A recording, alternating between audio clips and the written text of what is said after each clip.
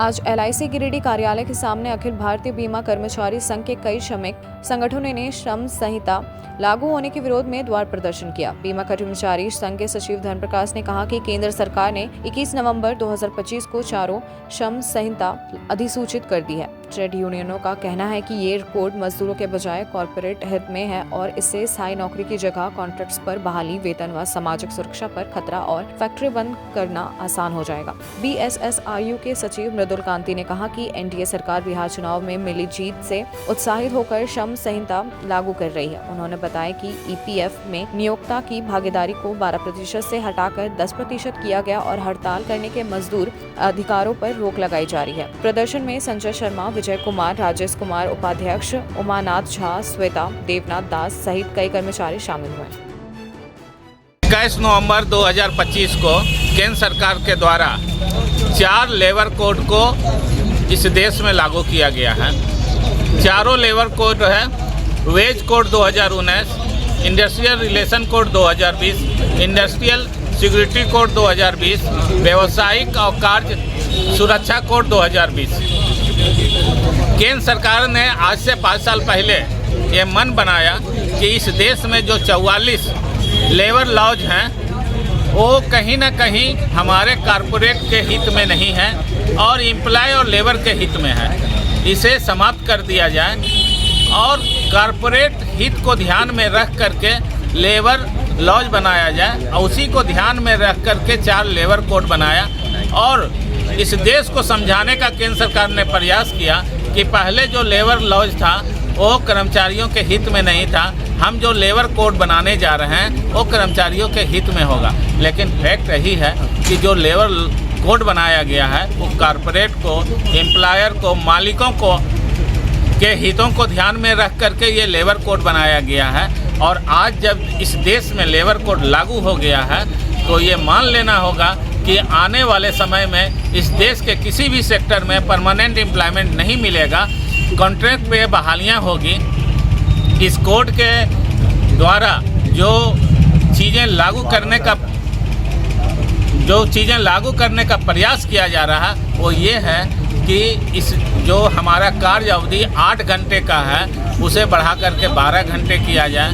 दूसरा है जो EPF में एम्प्लॉयर कंट्रीब्यूशन आज तक 12% का है उसे घटा करके 10% कर दिया जाएगा।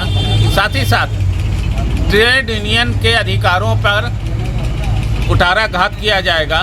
हड़ताल जो एक कर्मचारी मजदूरों का मौलिक अधिकार है उसे समाप्त करने के लिए इसमें प्रावधान किया गया। इसमें प्रावधान ये किया गया कि हड़ताल अगर गैर संवैधानिक होगा तो हड़ताल करने वाले संगठन का मान्यता समाप्त किया जाएगा और जो लीडर इस हड़ताल में शामिल रहेंगे उसे जेल में डाला जाएगा। और हड़ताल जो है संवैधानिक है या गैर संवैधानिक है इसका निर्णय जो है एम्प्लॉयर या कॉरपोरेट करेगा या सरकार करेगी। अब समझ सकते हैं कि कोई भी एम्प्लॉयर, कोई भी कॉरपोरेट किसी भी हड़ताल को संवैधानिक बता सकता है क्या? ऐसे में यह स्पष्ट है कि इस देश में हड़ताल करने के अधिकार को समाप्त करने के लिए ये लेबर कोड लाया गया है।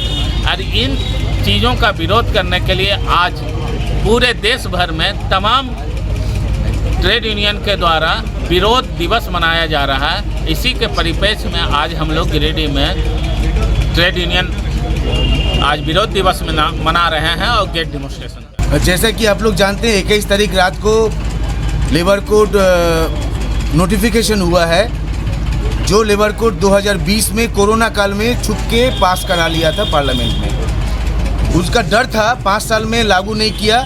ये तय करता है जो लेबर कोड एंटी वर्कर्स है। अगर प्रो वर्कर्स होता तो 5 साल इंतज़ार नहीं करता। दूसरी बात, LIC का प्रांगण में बोल रहे हैं, उनका जो परम मित्र अदानी, LIC का 33,000 करोड़ रुपया अदानी को दे दिया गया है बॉन्ड खरीद के, और LIC को कमज़ोर करने का साजिश, ये एग्जाम्पल है। दूसरा, 21 तारीख रात को उस नोटिफिकेशन करके उस देश का श्रमिक का जो रोष है इसको ना झेलना पड़े, उन्होंने चला गया south Africa Johannesburg G20 meeting में अटेंड करने के लिए। क्यों? G20 is a association of capitalist country. उनको जाके बोलना है, हे प्रभु आप इंडिया में आइए, मार्केट को क्रैश करिए और यहाँ का वर्कर्स के लिए हम खुला छूट दे दिए, जितना आपको शोषण करना है आप करिए और इन्वेस्ट करिए। ये 3 पॉइंट इसको साबित करता है। देश का प्रधानमंत्री हम लोग के साथ गद्दारी कर रहा है और बार बार इलेक्शन जीत रहा है चोरी के नाम पे, और हम लोग को थोपा जा रहा है anti people anti workers policy के द्वारा। इसलिए हमारे एसोसिएशन CITU 10 संगठन मिलके 24, 25, 26 3 दिन विरोध दिवस रखा है। हमने मेडिकल रिप्रेजेंटेटिव संगठन FMRI BSS यूनियन 24 तारीख हम लोग पत्र लिख के हम लोग डिमांड किए हैं प्रधानमंत्री को ये वापस करो, और उसका कॉपी भी जलाए हैं, DLC को कॉपी दिए। 25 तारीख काला बिल्लर लगाए। आज हमारे का जॉइंट प्रतिवाद है और हम आशा करते हैं अगर प्रधानमंत्री को श्रमिक और किसान और जो मजदूर वर्ग के बारे में चिंता है तो जरूर ये बिल जो है नोटिफिकेशन वापस लेगा, नहीं तो हमसे लड़ना होगा। इंकलाब जिंदाबाद।